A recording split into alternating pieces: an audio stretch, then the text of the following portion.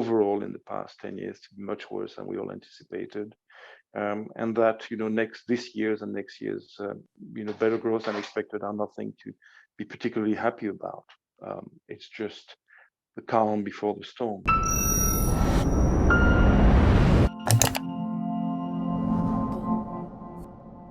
Can South Africa take advantage of low-wage, labor-intensive job creation in order to address its unemployment crisis? This is a question that I posed to Claude Baissac of the economics consultancy Eunomix. Enjoy. Right, Claude, you've long been an advocate for labor-intensive, low-wage growth to unlock the labor market and also to bring down that very high level of unemployment in South Africa. Why is this potentially a beneficial path for South Africa to pursue? And why are we not doing that? Okay, so why? It's very simple. Remember last year's report we did, which compared South Africa's performance with different types of countries, right, based on really fundamental issues of social productivity, right? What an economy grows when it creates more value out of the utilization of its factors of production than it consumes.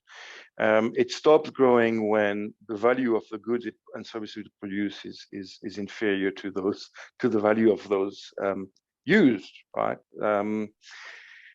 That's where we are. The problem is that South Africa still imagines itself as a resource-rich country, and government policy has been focused on the so-called mineral energy complex, and we have minister like Willem Montashe, who is still attached to kind of 1950s industrialization models of coal and steel, and despite what's happening worldwide, and despite the fact that these energies sources are being priced out, and despite the fact that they are very low productivity compared to what our competitors are doing, despite the fact that they are polluting, and despite the fact that they're not attracting capital. There's this attachment to this kind of mechanical 1950s model of industrialization, which doesn't fit our natural resource endowment, which is actually fairly poor compared to oil-rich countries. We're just about 5% of GDP for mineral resource rents. It's low. Oil and gas countries are 25, 30, 40%, 50%. Right. So we don't have enough of that to generate growth. It helps, but it's not, it's how to say that? It's a floor on which we can set up other policies, but it's definitely not an engine. It's a foundation we need to use, and we are doing that badly. Which means that we short of natural resources, we need to use the other resource we have, which is people.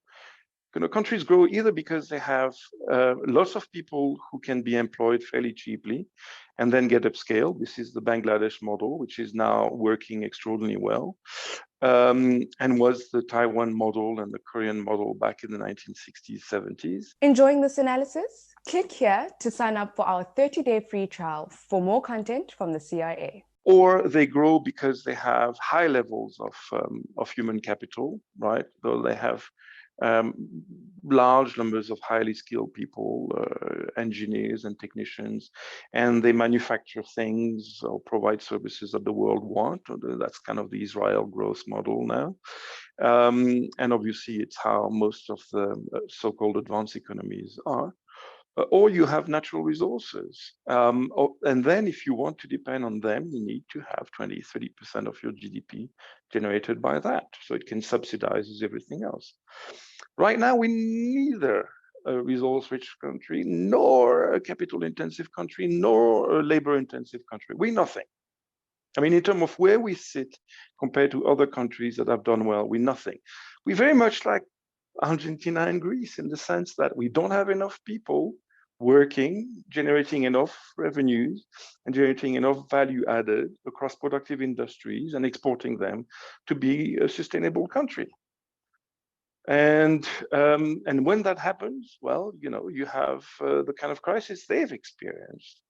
With either in the case of Argentina, 30, 40 years of mediocre and unsustainable growth and continued pauperization of the population and policy changes that go from extreme liberalism to extreme conservative populism, left or right, and are mired in decline.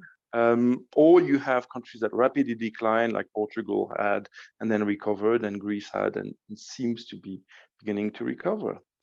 But it's easier to dig a hole than to fill it up, I'm afraid. And we at the Centre for Risk Analysis have long advocated for labour market reform. The labour market is just too rigid because of policies that restrict the ability of employers to hire and also to fire delinquent workers. What policy interventions would you recommend in the labour market specifically to unlock that labour-intensive growth? Yeah, the real cost of labor in South Africa is not directly in the wages, right? I mean, it depends on industry, but overall, wages are not unaffordable. And where they are unaffordable, I think government could be justified to intervene with, say, wage subsidies, where there is real potential for significant investment and mass employment. The real problem is in the procedures of hiring and firing labor and in the procedures of collective bargaining. It is completely inimical to the kind of country we are. We are about to become, if we continue, a lower middle income countries, but we have high income countries, kind of collective bargaining, co-ownership, co-management of the economy. It makes no sense. It's completely unfit for purpose, and it's producing exactly the opposite of what it's intended to do.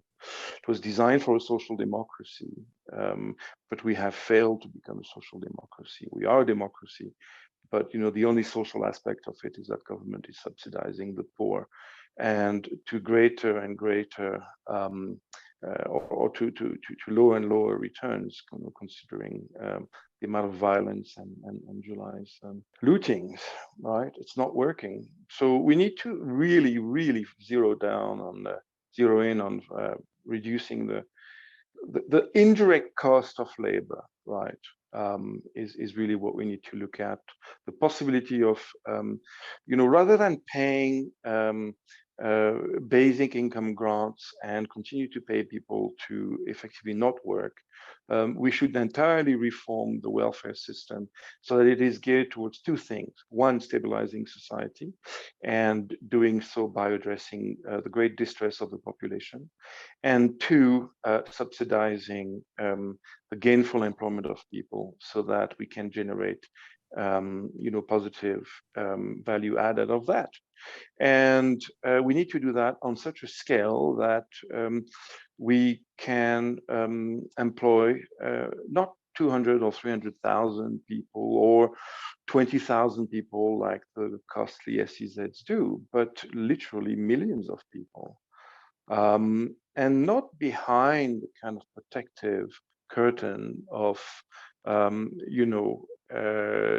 quotas and tariffs that Minister Patel is dreaming of. That's not going to work. We don't have the market, right? We just don't have the market. But really by opening the economy to exports. And that means, reforming the parastatals in charge of our basic infrastructure, right? Because that's also an enormous source of cost. So we need a fundamental reform effort, and that's going to take time. And in the meantime, we need to liberate the sectors that have the capacity to create short-term growth and will allow us to stabilize society. It's getting to that point where the focus now needs to be on societal stabilization, fiscal stabilization, and then long-term growth generation through long-term reforms. We don't do this. We are in a world of pain. And I'm often accused of being alarmist. I think the record will show that we are usually correct in our forecasts. And in fact, we are usually a little bit optimistic that things in South Africa has turned out overall in the past 10 years to be much worse than we all anticipated.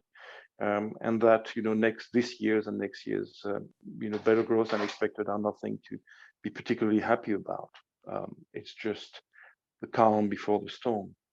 Claude Baissac, thank you very much for joining me on the CRA channel. Let's hand over to you, our viewers. Why do you think that unemployment is so high in South Africa, and what can be done to resolve our jobs crisis? Leave your thoughts in the comments section below.